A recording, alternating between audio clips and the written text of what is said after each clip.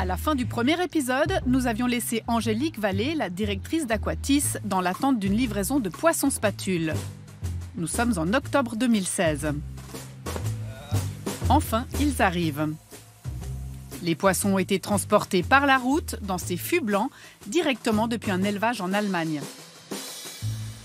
Dans la zone de quarantaine, les gardiens d'animaux sont tendus. Un transfert de poissons, c'est toujours une opération délicate. Et aujourd'hui, problème, l'eau des bassins est trop chaude. Alors celle des poissons qui sont arrivés, elle est à 18 degrés. Et ici, elle est à 23,3. L'écart, il est trop grand. On ne peut pas les mettre directement comme ça. On refroidit un peu le bassin pour que ce soit un choc moins grand. Ces poissons spatules sont originaires du Mississippi. Ceux-ci ne mesurent que 50 cm, mais adultes, ils atteindront 2,20 m et 90 kg. Ils sont fragiles, le transfert doit se faire rapidement. Cette espèce a besoin de beaucoup d'oxygène, donc on a besoin d'une certaine concentration d'oxygène dans l'eau qui doit être maintenue constamment. Et pendant le transport, mais aussi après, durant la maintenance en bassin.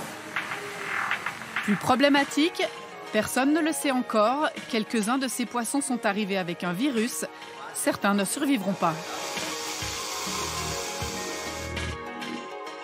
Mai 2017, une serre géante a été installée contre le bâtiment pour accueillir 500 plantes tropicales rachetées à la ville de Lausanne.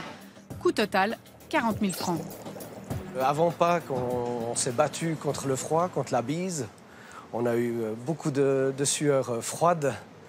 On a dû installer donc du chauffage. Et maintenant, on commence gentiment à lutter contre le chaud. Donc on doit peindre le plastique pour pas que les plantes soient brûlées par le soleil. Pas simple, surtout lorsqu'on n'est pas horticulteur, mais ingénieur sanitaire en aquarium. Dans un tel chantier, tout le monde doit s'adapter, plantes y compris. Ça pousse à une vitesse incroyable. Je me demande même comment on va les rentrer pour finir. Je ne sais pas si j'ai la main verte, mais en tout cas, je leur parle beaucoup. Oui. Les arrivées d'animaux se succèdent, mais aujourd'hui, c'est une livraison plutôt originale. Un dinosaure, un spinosaure de 500 kg en 14 morceaux. L'un des éléments de décor.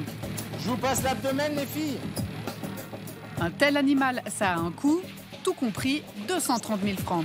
Allez, mon Serge, dernier morceau.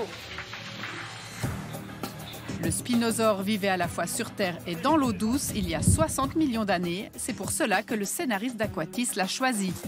Nous le retrouvons quelques semaines plus tard, monté. Scénariste, un métier à multiples facettes. On sait travailler en 3D, on sait faire de l'automation, on sait piloter un dinosaure tel que celui-là, parce qu'il va être animé, donc il va bouger, il est motorisé. On sait faire, bien sûr, de l'éclairage. On sait faire de la superposition de projections sur des reliefs. Donc ça, on en a beaucoup ici dans Aquatis, de telle manière à ce que les décors deviennent vivants.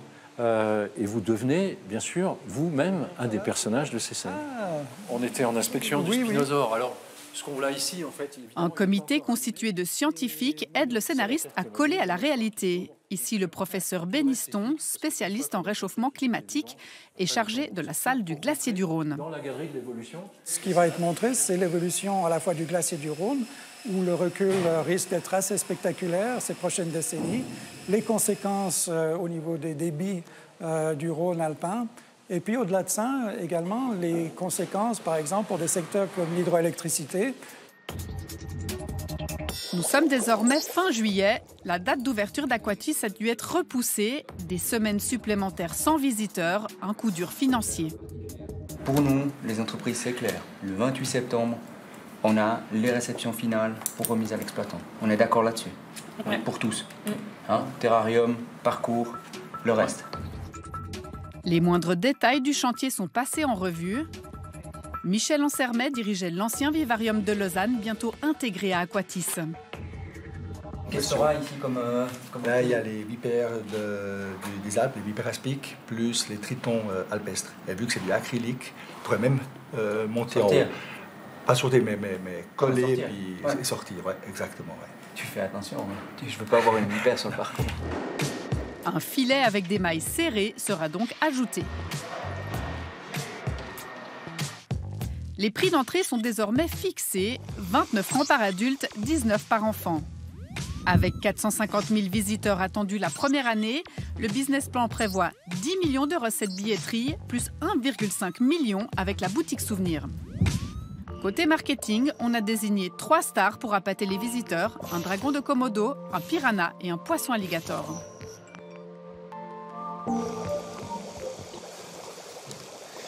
Ma puce, allez. C'est un grand jour pour Michel Ansermet et ses 2 crocodiles. Après 47 ans passés ici au Vivarium de Lausanne, ils vont être transférés à Aquatis. Mais tout ne se passe pas comme prévu.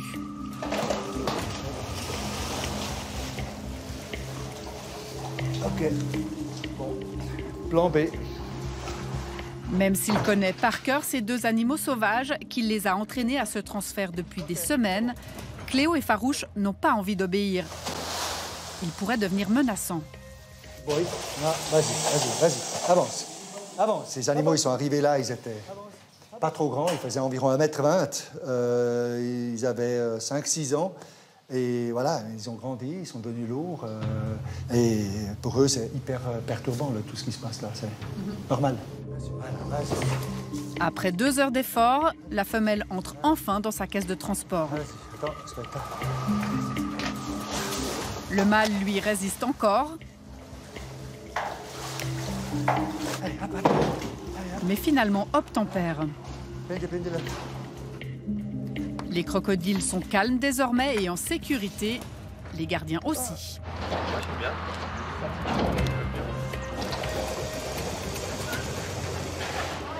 Dans leur futur enclos, c'est encore le rush.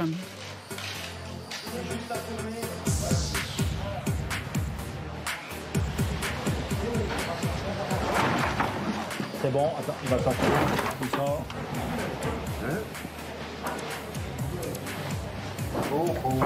Tous les employés, les ouvriers sont venus assister à l'événement.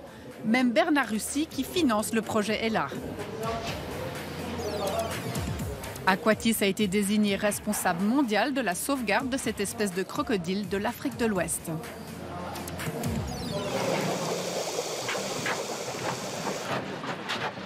Une autre future star fait aussi son entrée. J'étais un peu ému dans la voiture avant de voir qu'il aura cet enclos-là. Ouais. Je suis hyper heureux. T'as pas une planche là? Naga, il est où? Il est où, Naga? Naga, le dragon de Komodo, ne se fait pas trop prier et découvre son nouvel enclos.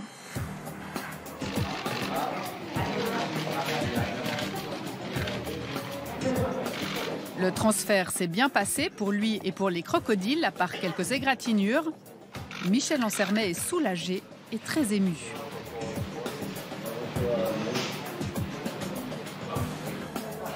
L'enclos de Naga a coûté 200 000 francs. Il a été réalisé à l'interne, ce qui a permis de diviser la facture par 4.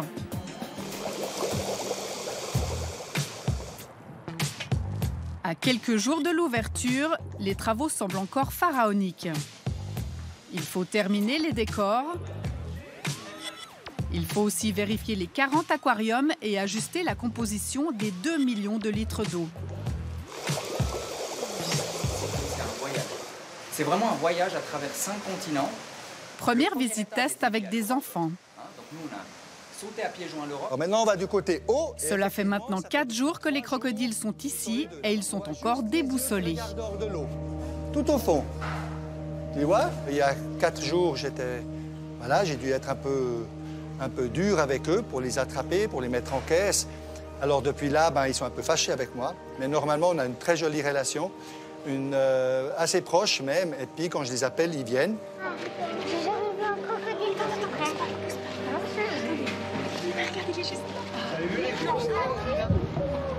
Le premier aquarium est aussi terminé, celui des poissons du Malawi. Oh, regardez, ils sont en arc-en-ciel avec du jaune. Mais derrière ces belles couleurs, encore beaucoup de travail pour les employés du groupe Boas pour pouvoir ouvrir Aquatis à temps.